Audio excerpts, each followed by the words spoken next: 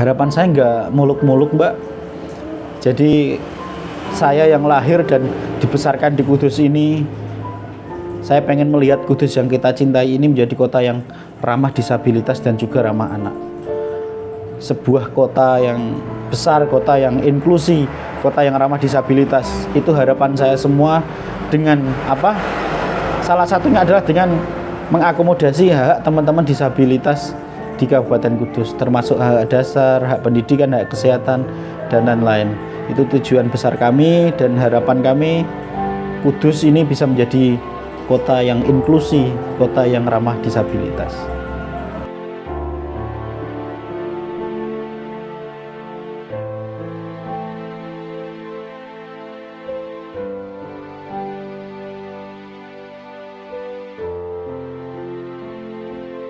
Perkenalkan, nama saya Rismawan Yulianto, umur saya 43 tahun.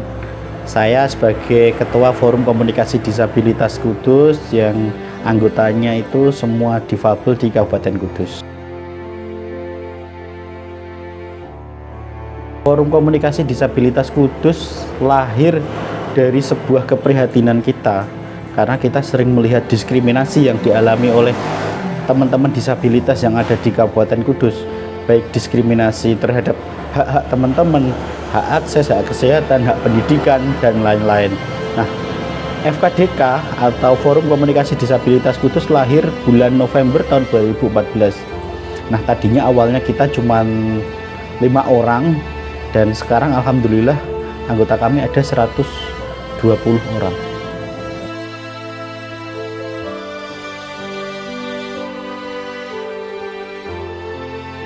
Ya, kita yang dari awal yang mempelopori kegiatan ini adalah kelima orang itu tadi ya, karena kita sering melihat banget diskriminasi. Bahkan kalau saya bilang kita masih dianggap sebagai konco wingking. Jadi konco wingking dalam artian difabel ada kalau pada saat dibutuhkan aja. Nah, itu menggugah rasa kemanusiaan kami. Akhirnya yuk kita bikin sebuah komunitas, bikin sebuah pergerakan yang bisa memperjuangkan hak-hak teman disabilitas yang ada di Kabupaten Kudus.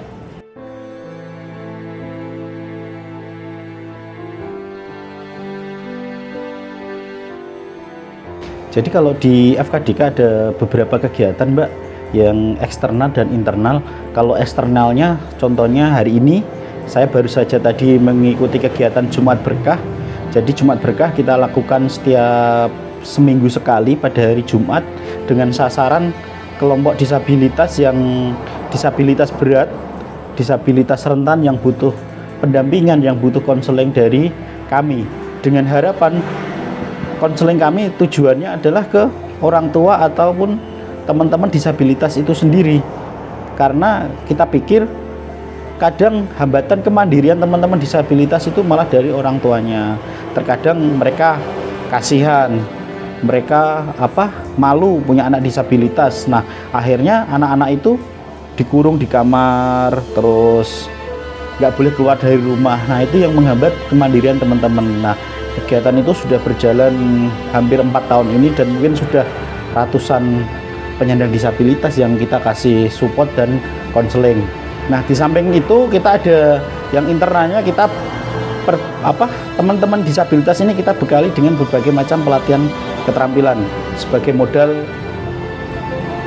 kehidupan mereka, supaya bisa menaikkan derajat mereka, sebagai menaikkan pendapatannya mereka lewat berbagai macam pelatihan. Dan tentu saja pelatihan itu kita sesuaikan dengan tingkat disabilitas, dengan minat dan bakatnya teman-teman disabilitas itu gimana. Jadi kita bekali teman-teman disabilitas di Kudus ini dengan berbagai keterampilan agar mereka minimal bisa mandiri dan tidak bergantung dengan orang lain. Terus yang setiap bulan sekali kita ada pertemuan rutin. Nah, di situ kita berkumpul tuh 120 orang, kita saling tukar pikiran tentang permasalahan difabel yang ada di Kabupaten Kudus. Terus yang paling penting ya kita tentunya untuk pemenuhan hak-hak teman-teman disabilitas di Kudus ini apa? Salah satunya adalah regulasi. Nah, kita sering mengedukasi untuk stakeholder yang ada di Kabupaten Kudus, baik organisasi penyelenggara daerah, dinas terkait, untuk minimal mereka mengakomodasi hak-hak teman-teman disabilitas di Kabupaten Kudus.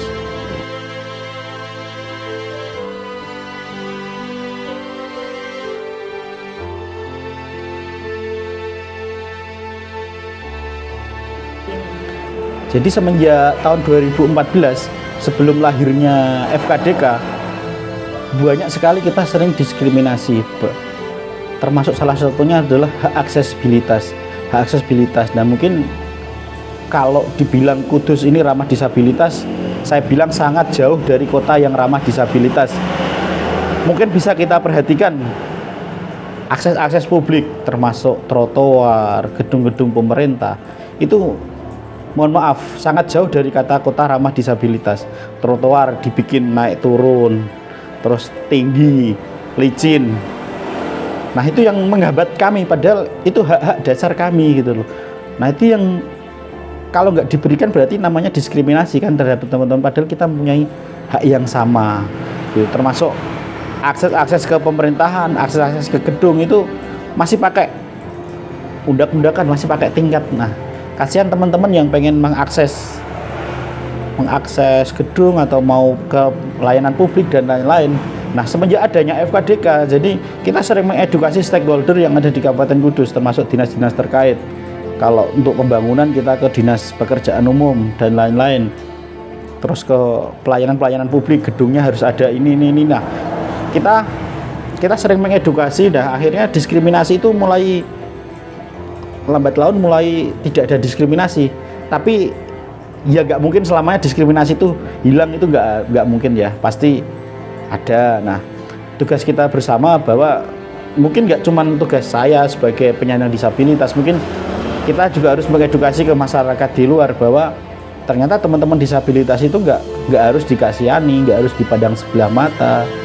Nah kalau saya bilang cukup dikasih kesempatan, dikasih ruang biar mereka bisa mandiri, mereka bisa berkarya sesuai dengan kemampuannya mereka.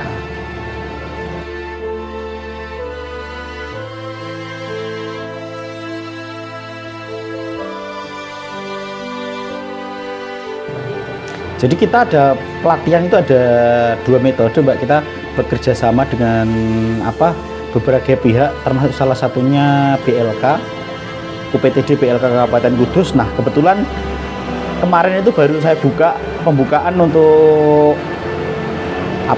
pelatihan masakan dari bahan dasar ikan. Nah ini masih berlangsung mungkin sekitar sampai 1 bulan lagi, berlangsung sekitar 1 bulan. Nah jadi saya ini dulu Mbak, teman-teman ini saya ini dulu lah, saya identifikasi dulu pengen pelatihan apa, passionnya mereka pengen di pelatihan apa. Nah itu saya identifikasi setelah terkumpul ada beberapa kelompok gitu.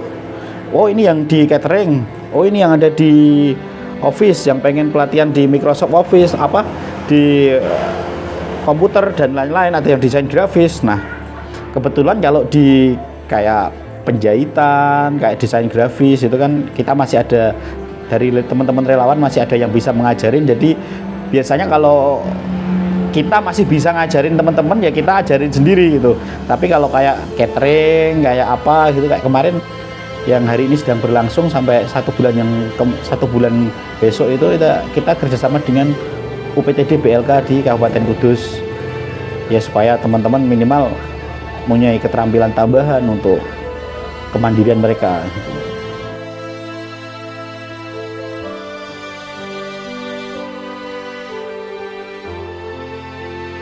Nah anggota kami, bahkan ada beberapa anggota kami itu yang dari SLB. Kenapa?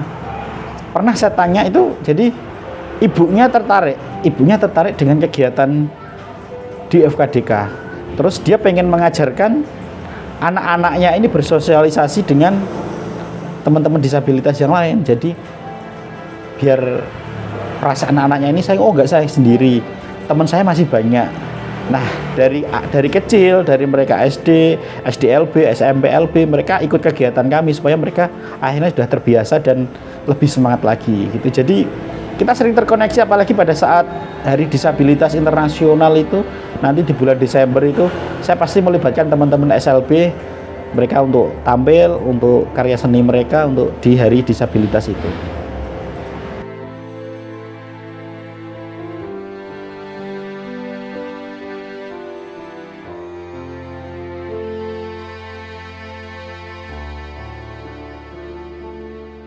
Nah, itu yang saya sayangkan, Mbak ya.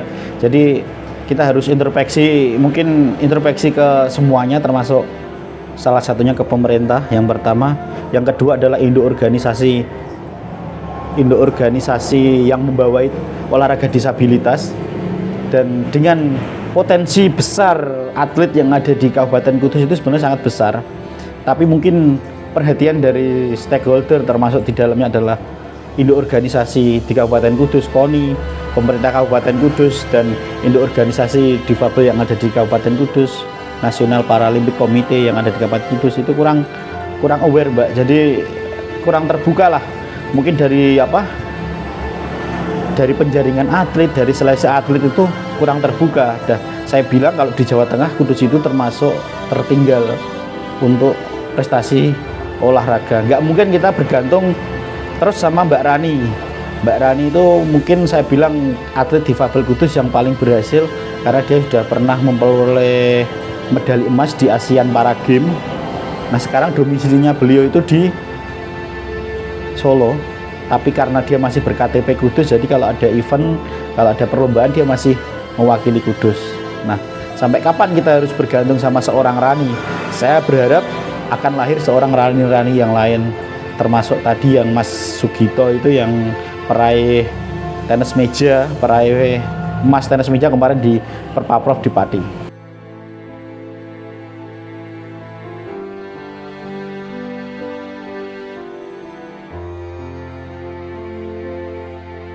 Jadi sebuah PR besar kita semua untuk sebuah tujuan besar kita bahwa Kudus yang kita cinta ini menjadi kota yang ramah disabilitas itu masih banyak yang harus dikerjakan, Mbak. Termasuk di dalamnya pendidikan inklusi. Sering banget saya mendapatkan laporan anak-anak disabilitas ini ditolak untuk masuk di SD atau SMP yang reguler. Jadi pemikiran dari teman-teman di SMP, di SD yang reguler itu bahwa kalau disabilitas itu harus masuk di SLB. Nah, itu yang saya bilang pemikiran yang salah. Karena yang diwajibkan masuk di SLB, SDLB itu adalah, mohon maaf, adik-adik yang dengan kondisi yang difabelnya mungkin grahita mental, Down syndrome, autis, itu biasanya akan karena mereka tidak bisa mengikuti kurikulum yang ada di SD dan SMP reguler, jadi mereka diharuskan masuk ke situ. Tapi kalau disabilitas daksa seperti saya pakai tongkat 1 gitu kan, saya bisa kok mengikuti pelajaran semuanya. Nah, mungkin yang pelajaran yang nggak bisa saya ikuti adalah paling kan olahraga praktek aja gitu. Tapi untuk yang lain saya bisa mengikuti, bahkan saya bisa berprestasi kan gitu. Jadi PR besar kita semua untuk tujuan sebuah pendidikan yang inklusi, yang bisa mencakup semua anak-anak agar bisa masuk ke SMP, SD reguler. Nah, itu masih butuh PR besar. Nah, terkait pekerjaan, notabene Kudus yang kota besar, yang kota industri, ternyata belum mengakomodasi apa yang ada di Undang-Undang Nomor 8 tahun 2016 yang berisi di dalamnya bahwa untuk perusahaan swasta itu minimal harus mempekerjakan 1% dari pekerjanya, dari jumlah pekerjanya itu harus ada penyandang disabilitas untuk 1%-nya. Bahkan untuk badan usaha milik daerah, badan usaha milik negara itu setidak-tidaknya harus mempekerjakan 2% dari jumlah pekerjanya harus ada penyandang disabilitas. Nah, itu yang sampai sekarang belum diterapkan apa yang ada di undang-undang di Kabupaten Kudus. Malah notabene Kudus yang kota industri ini malah teman-teman disabilitas itu malah kerjanya di Jepara. Karena kebanyakan Jepara itu kan perusahaan modal asing. Nah, di sana dituntut harus memenuhi kuota pekerja disabilitas, kalau enggak izin usahanya enggak diperpanjang. Nah, kalau sekarang sedikit ada titik terang dengan diterbitkannya Perda Disabilitas nomor 10 tahun 2021 tentang perlindungan dan pemenuhan hak-hak penyandang disabilitas di Kabupaten Kudus. Perjuangan kita bersama untuk Perda Disabilitas tersebut, dan alhamdulillah 2021 disahkan dan semoga itu bisa menjadi payung hukum kami, termasuk di bidang pendidikan dan yang di bidang pekerjaan, bahwa semua stakeholder, semua perusahaan, semua instansi terkait harus mengikuti apa yang ada di Perda disabilitas tersebut.